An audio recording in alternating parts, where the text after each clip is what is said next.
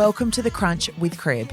I'm Jess, and each episode I'll be talking with some of WA's best real estate agents and business people to find out what makes them tick and what lessons they've learned on their journey to success. Okay, so I wanted to do something a little bit different to kick off the crunch for 2020.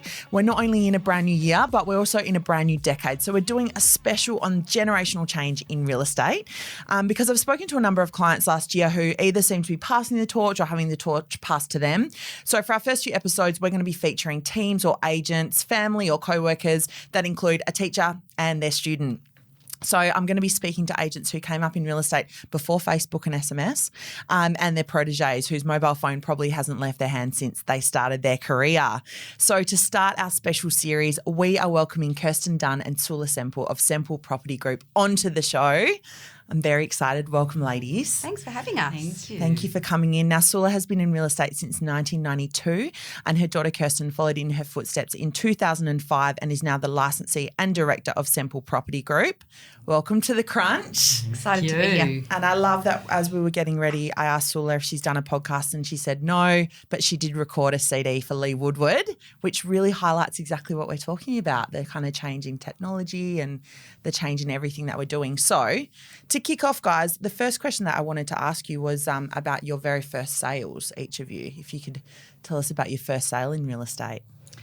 My first sale was in the first week of starting, and it was hilarious because I took out some buyers, showed them a few properties. That's the way we did it in those days. They didn't look on the internet. And they said they liked one and wanted to make an offer. I was so excited. I never even thought about going to the office. So I tried to do this offer on the bonnet of my car and the wind was blowing. The paperwork was going everywhere. And, of course, I hadn't prepared myself, so I had the wrong settlement date and the wrong this and the wrong that. It was an absolute dog's dinner, this offer. It had to be rewritten again, but I was just so excited. It did go through, but That's all that matters. I knew after that you have to have an example in front of you highlighted. What's the settlement date got to be? What's this and that? But that was a funny one. Yeah. So were you out on your own? Did you have someone with you? I was on my own taking buyers out, yeah. From get-go? Yeah, because in those days, that was the way you sold houses. You took out buyers. Yeah. They didn't look on the internet and go, oh, I don't like those tiles. I'm not going to go and see that house. They literally got on the road, saw all of the properties in their price bracket, and I could show up to 60 properties to one person. Wow. Before I sold a house. But then I got my husband into it because then he was my slave, so he'd be showing buyers. So in 1 year we sold 115 properties. I wonder why. We worked hard. Wow, very hard. Kirstin, do you remember your very first sale? I don't remember it very well, but I remember saying to the client, to the buyer, I must check with the vendor about that. One moment, I'm just going to step outside and make a phone call.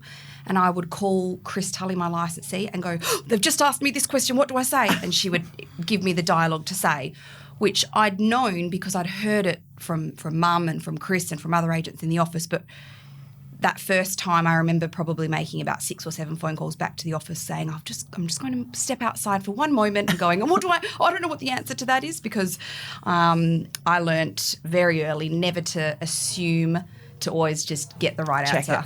Check it first. And you do have the mobile phone in hand, so you can do that. 100%. Yeah, I think when Mum started, there weren't mobile phones and pages. Was there pages? There was carbon paper. When I came in, there was carbon paper in the beginning. Carbon paper. Yes, there were pages in those days, so it was terrible. I had hardly any money, a little Toyota, no air conditioning, dripping with sweat, with the windows down, hair blown everywhere, mascara running down my face, and a pager, so I'd have to stop and go to a phone booth to ring. It was terrible. And then I went into a phone shop and found bought my first mobile phone and found my husband. Oh, so I bought a phone. Yeah, there you go. I bought a phone and got a man Boom. for $1,500. Perfect. And he's still giving me the best service ever. We're recording this at 10 a.m, so we're going well.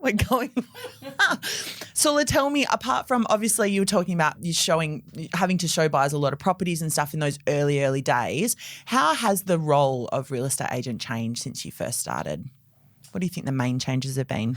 Well, it was just so manual. You had to do an appraisal was easier than it is now in a way, because you physically went to so many houses. All of the agents had, it was automatic conjunction with all of the agents. So it didn't matter which company. Half the time you wouldn't even ring the owner of the house.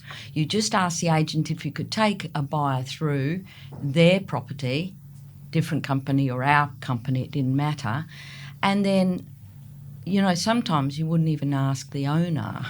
You'd just go and there'd be a key on the property. So the owner was told there's going to be a key on the property and there could be an agent coming through at any time.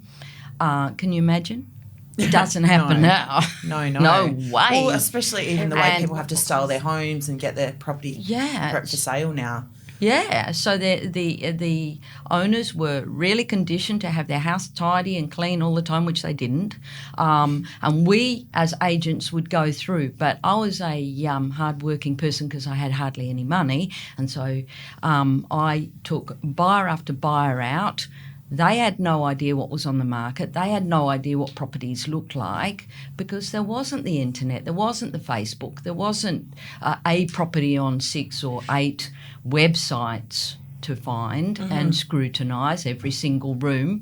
So you threw them in the car, you showed them 10 to 20 properties in one day, and it was amazing. Yeah. And we got to see the houses. So when we did an appraisal in that particular suburb, I've been there, I've seen about 50 of the houses, everything for sale. So you'd be able to appraise a house easy because you knew every bit of each house. Yeah.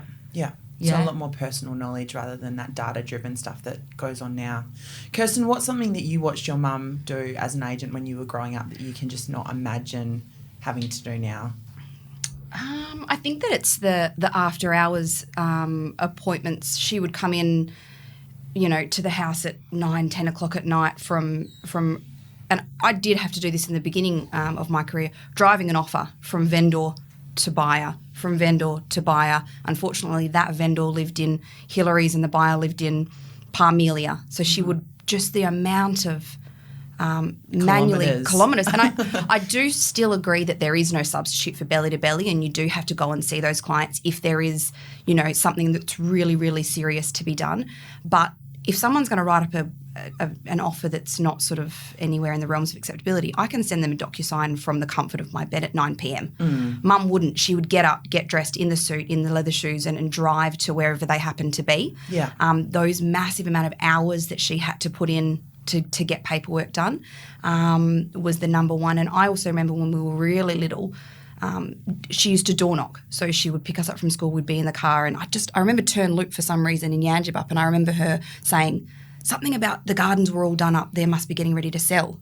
She used to always notice when someone had petunias and mulch. Right. She'd be like, you got to watch for that, Kirstin, because they're dolling up the house for sale. And I remember her door knocking, and door knocking is something that I've never done. It's not in my sort of wheelhouse of skills. So there you go. Yeah. So tell me, I'm interested. I know, Kirstin, obviously you're a director and licensee now, so your day is not purely sales. But I'm interested to know what both of your ideal day looks like. And is there a difference in that? I guess I probably have mirrored most of what I do and what mum does and has done. But we also both did a lot of training, and the training that we did with Lee Woodward and the Complete Salesperson back probably, I would say 10 years ago, was about the ideal week and setting up your day like a timetable. Yeah. So doing the same tasks at the same time every week to ensure that they get done, such as, first thing in the morning, working on emails for about 20 minutes. We're both big on getting your emails done, responding to all your correspondence quite fast, setting yourself up for a productive day. So I have my work week like a very strict timetable. In saying that, belly-to-belly appointments will always trump anything else. Yeah. If a client wants an appraisal when I've got a section sort of blocked out to do prospecting, I will go and appraise that property because that's the priority. If a buyer wants to see a house, I will go and show that house because that's a priority. But other than that, everything in my week is scheduled down to my day off, which I learnt from Mum. She's always had a designated day that she had off during the week because we obviously do weekend work, and that's scheduled off, and it's a non-negotiable, and it's how I think you get the most amount of work done in the time that you're sitting at your desk, so that when you do go home, you can switch off and you can be attentive with your husband or attentive with your children or whatnot. So I think structure, is key. 100%. Soulla, do you think that the job has become, I mean, it sounds like you were working all hours from early days, but do you think it's become more intrusive, with the advent of technology and with people kind of messaging and texting and Facebook and everything all hours of the day? Is it a more intrusive job now, or do you think you're still very structured and this is when I get back to people and this is has that changed at all? You're probably asking the wrong personality.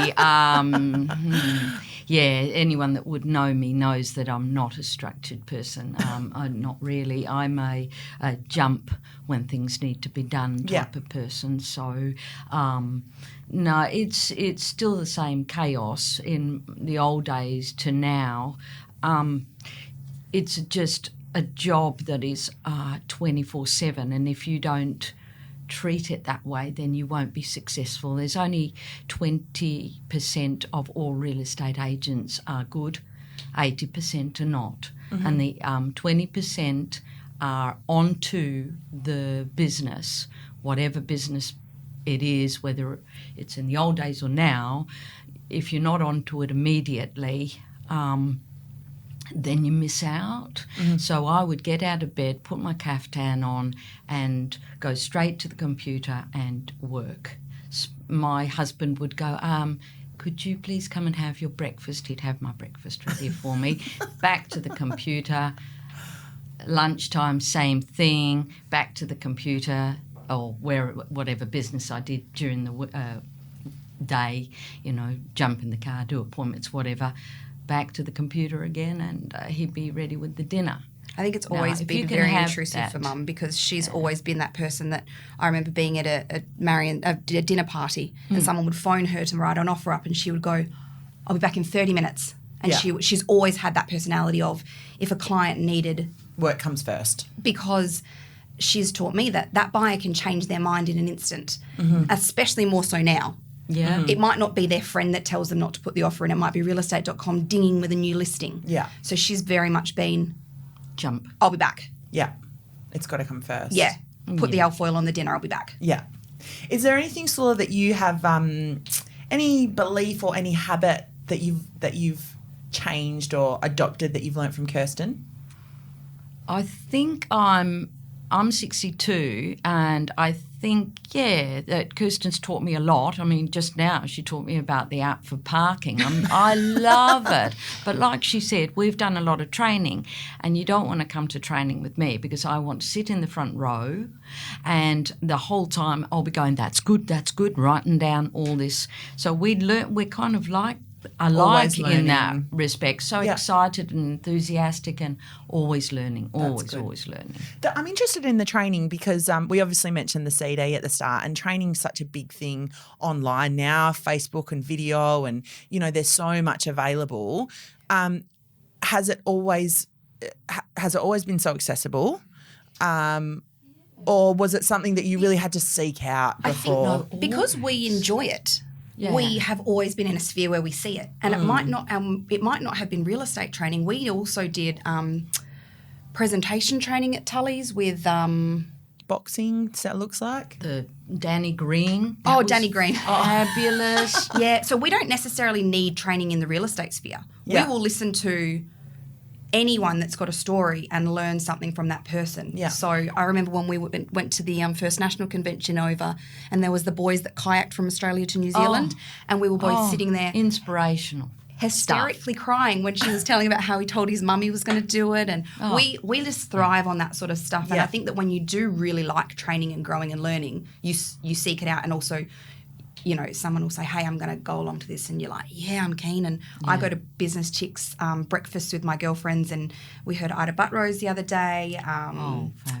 Yeah. But I mean, we both love it. In the beginning, though, there was the trainers right from the start. Yeah. You know, Tom Hopkins, and then you had the Tom Hopkins books, and then out came the CDs, cassettes, CDs, you know, all this sort of stuff.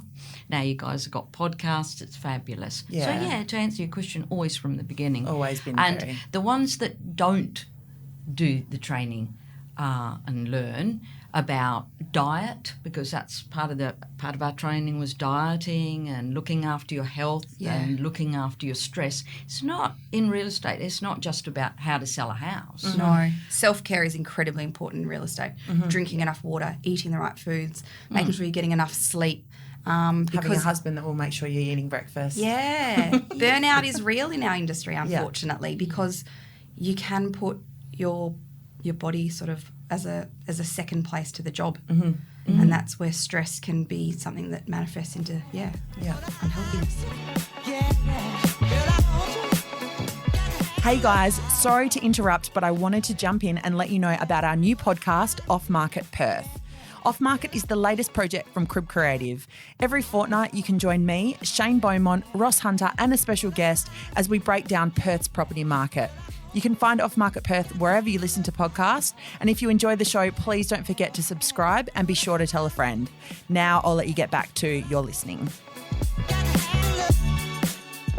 Kirstin, what's the most valuable piece of advice that you've ever got from your mum? There's probably her work ethic is number one. I've mimicked her work ethic. There's no substitute for it. And number two, I think, is how she treats people. You treat everybody like they're your mum, your sister, your best friend, your brother. You need to have, even if you don't necessarily like the person, you need to have a great level of care and respect. So just always telling them the truth, even if the truth is uncomfortable, even if the facts are not going to work in your favour. Never, ever withhold anything that you know would influence someone else's decision. Being untruthful is just never, ever acceptable in our industry, and that's what I've learnt from Mum. That's probably the most important thing that I think others... Being firm with people.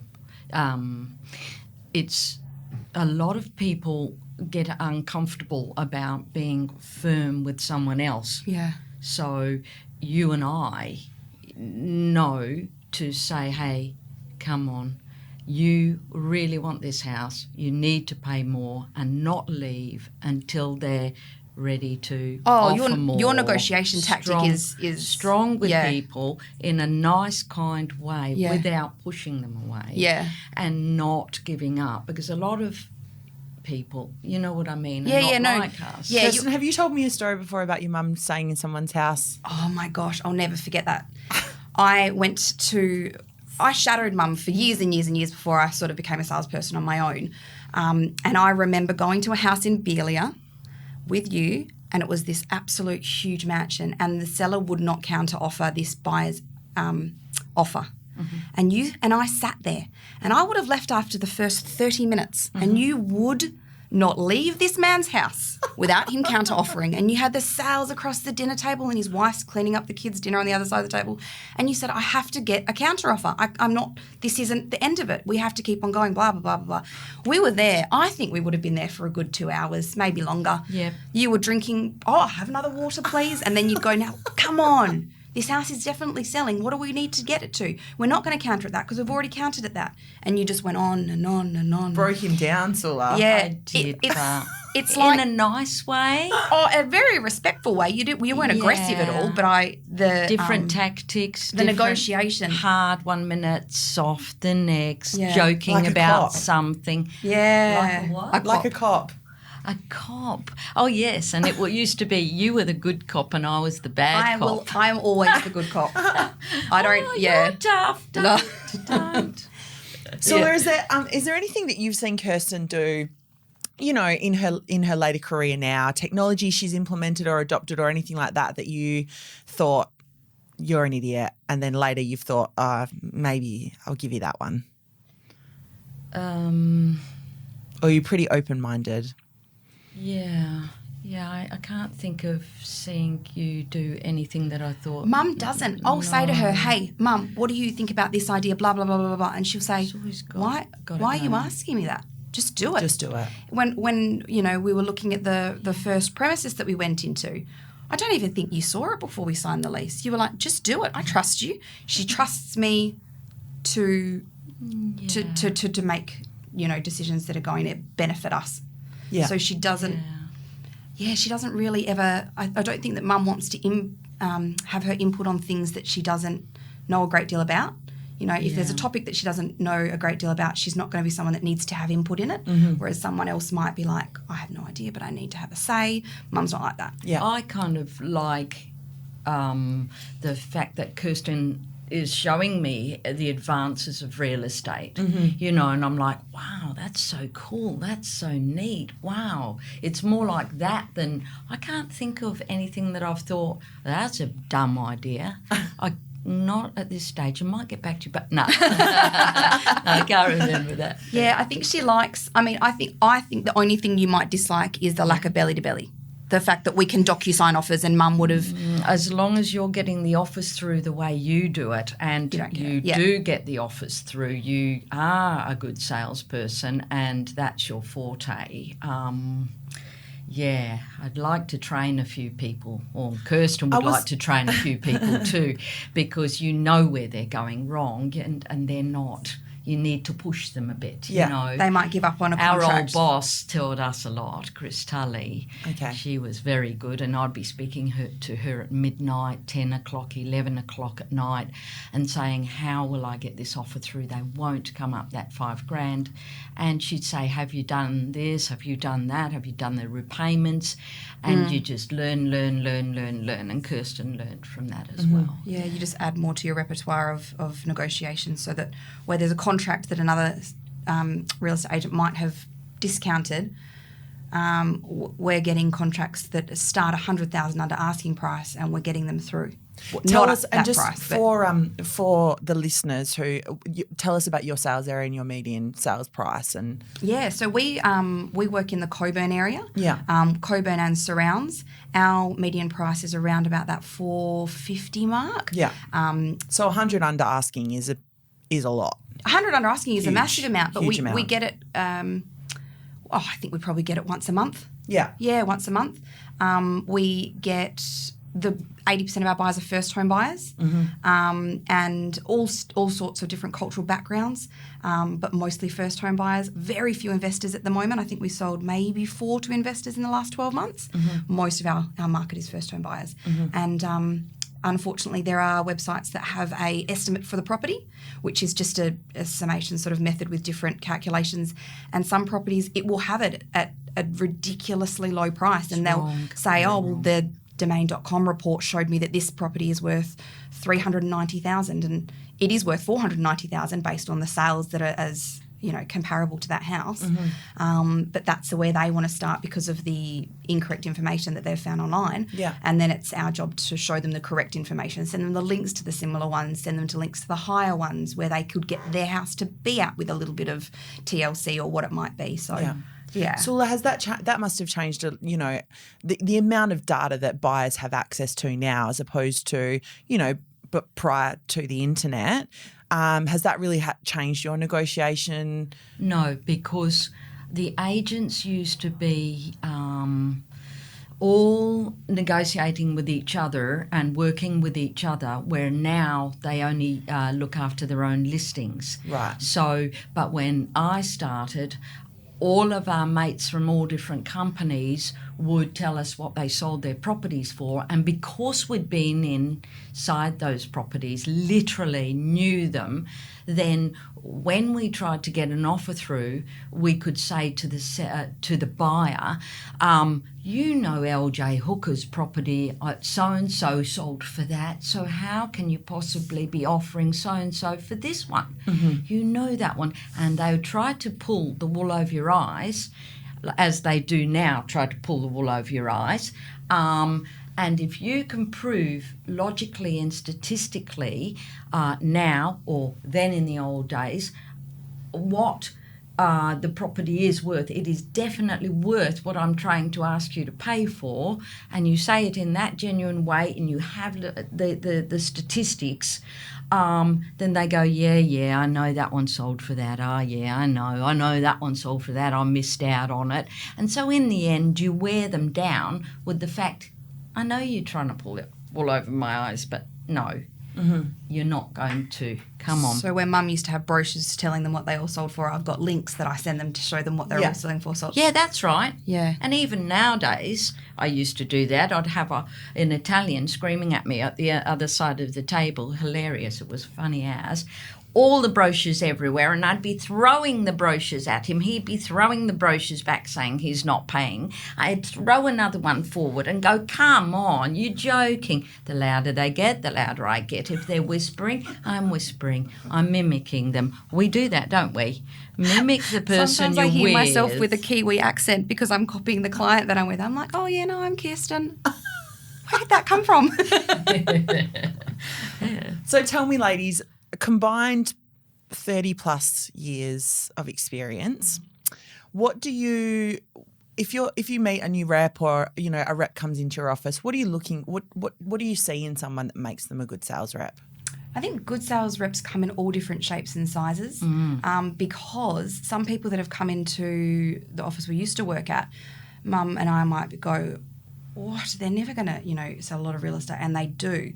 I think it's about the relationship you create with people, with your sellers and your buyers. We're all selling the same product.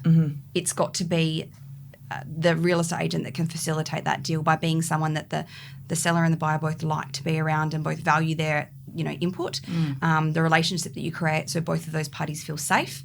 And that can look different.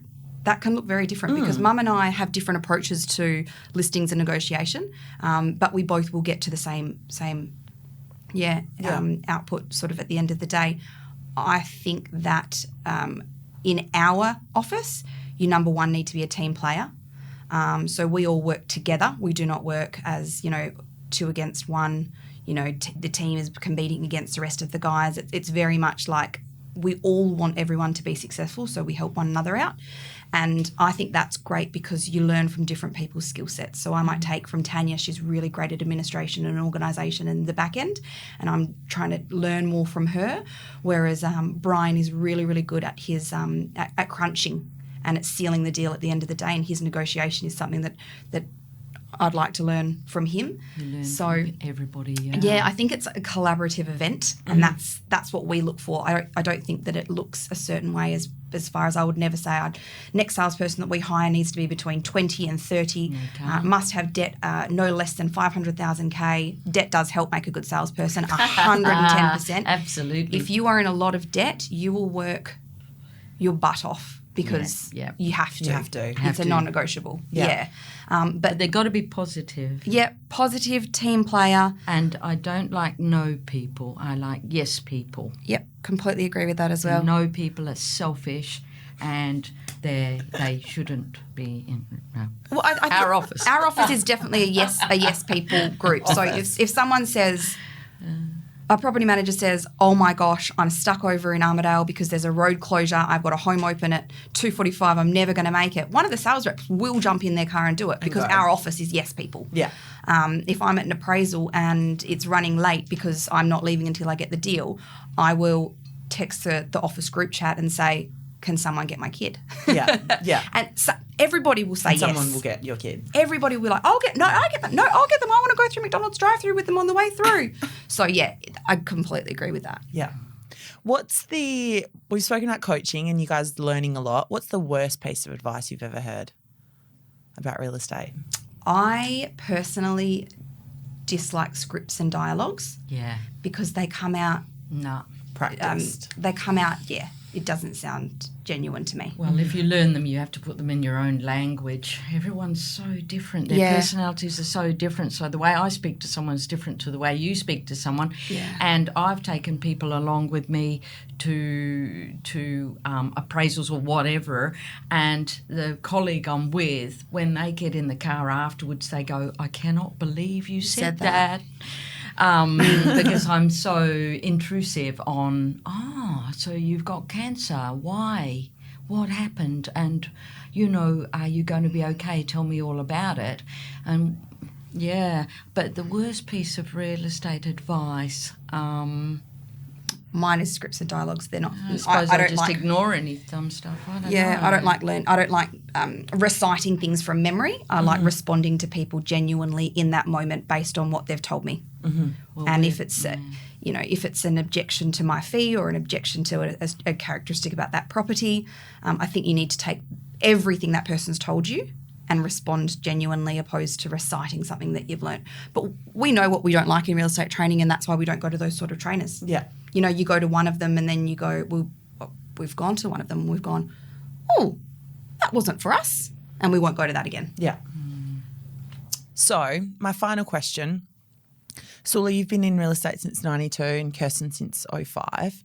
Someone just starting out in the industry, what would your number one piece of advice to someone just getting started now be? You have to be yourself.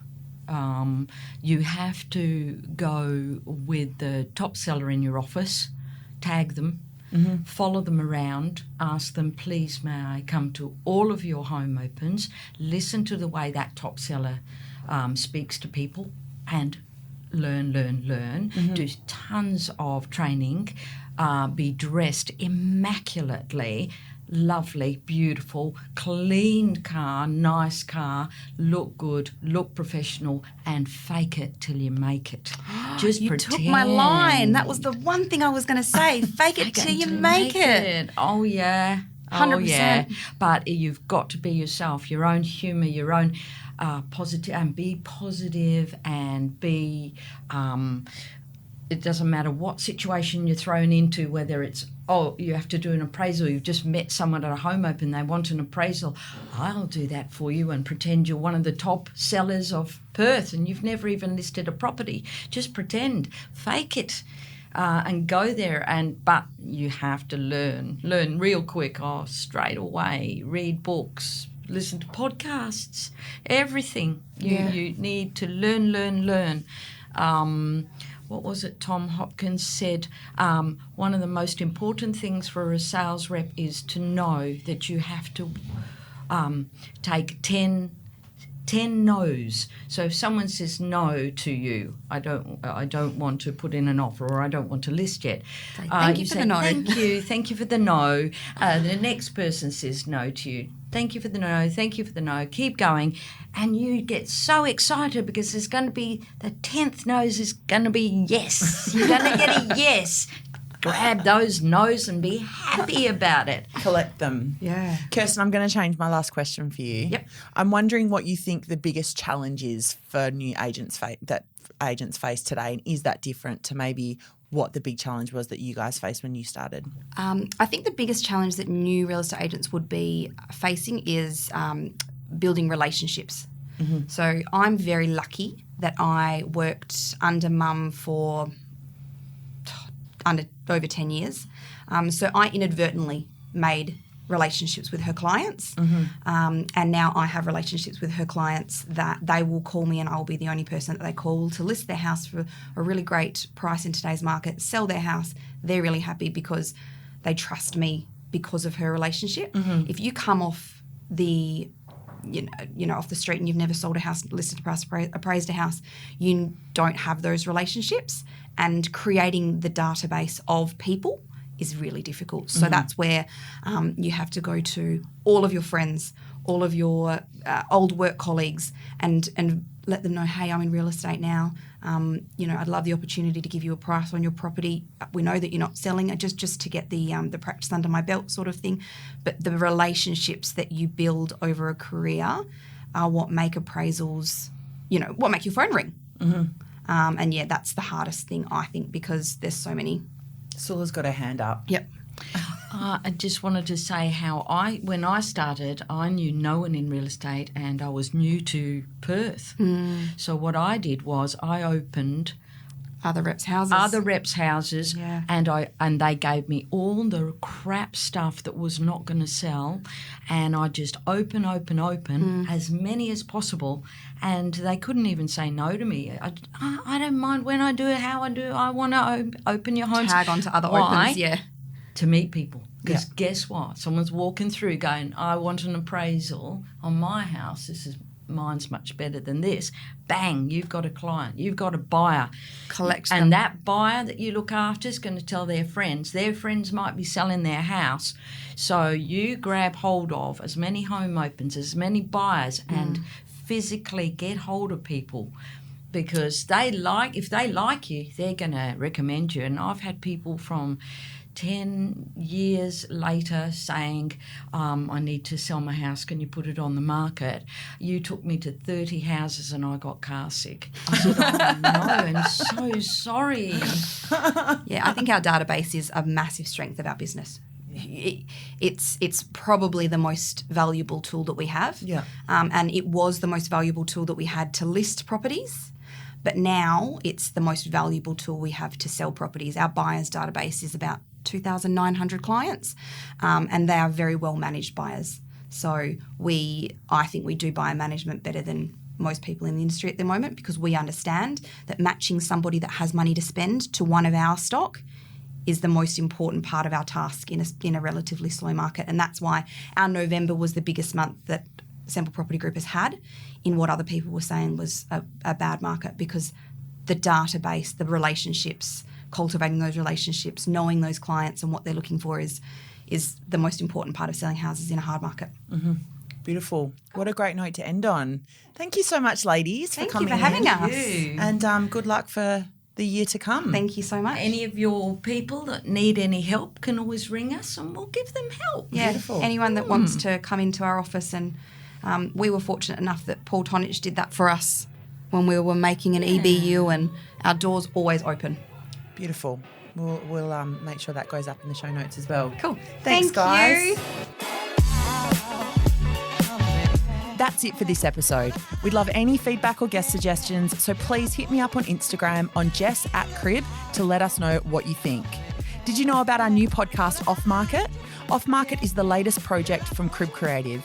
Every fortnight, you can join me, Shane Beaumont, Ross Hunter, and a special guest as we break down Perth's property market. Find Off Market Perth wherever you listen to podcasts. And if you enjoy our shows, this one or Off Market, please don't forget to subscribe and be sure to tell a friend.